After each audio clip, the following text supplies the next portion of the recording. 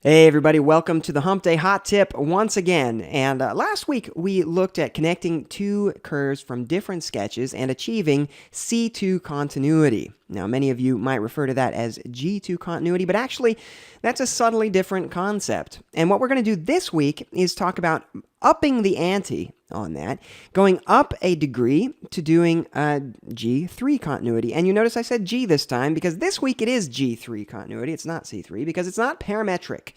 This week, we're actually going to eyeball it, but we're going to get it really darn close to the point where it basically, for all intents and purposes, is a G3 continuity. And I'm going to show you how to do that right here using that same exact curve that we used in last week's video.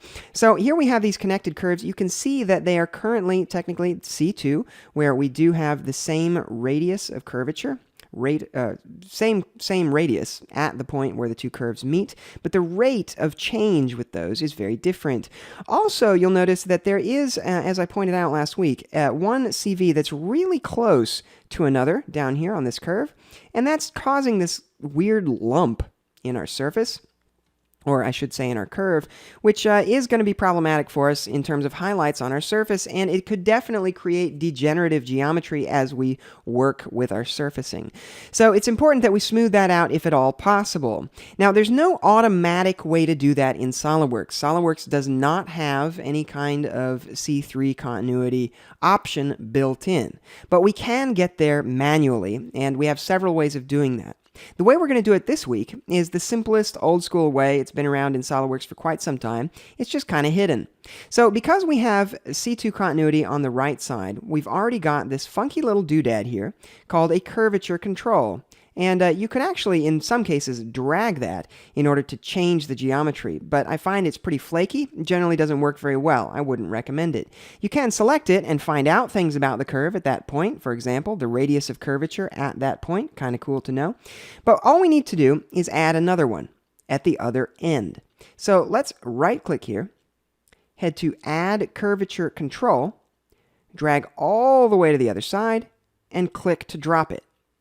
Now, that might not have changed very much, and in fact, if we make some changes here, it hasn't solved our problem at all, but it has made it possible for us to do something really obscure in SOLIDWORKS. That is to click the spline, head over and click on Raised Degree. You'll notice that that has changed our spline appreciably, as well as the curvature combs that go along with it. So now I can select these individual control vertices. By the way, if you don't see the CV handles, you can always right-click a curve and say Display Control Polygon, and that will show those CV points for you, and I find them much easier to control this level of detail. And with those CVs, now we have much more control for creating a very smooth polygon that's going to very nicely match the incoming geometry. Now, it will take some manual work to get this to match up well, but as you can see, without very much work, we can get this really darn close. And keep in mind that the further you get from this original point here, i.e. the more spans we take between this point and the one that we're moving, the kind of the finer control we have over this end point. So for example, if I move this point, it is going to move the angle there at that original point. It's just that I get very fine control of it.